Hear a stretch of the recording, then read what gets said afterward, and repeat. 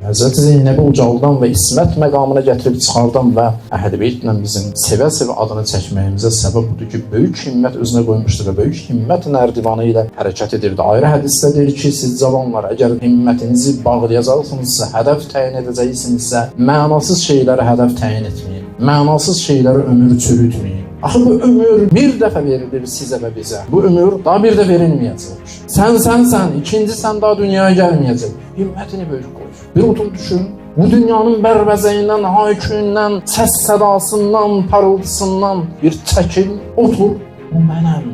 Və bu həyat mənə verilib, bu da ikinci dəfə verilməyəcək. Nəyə xərcləyirəm bunu?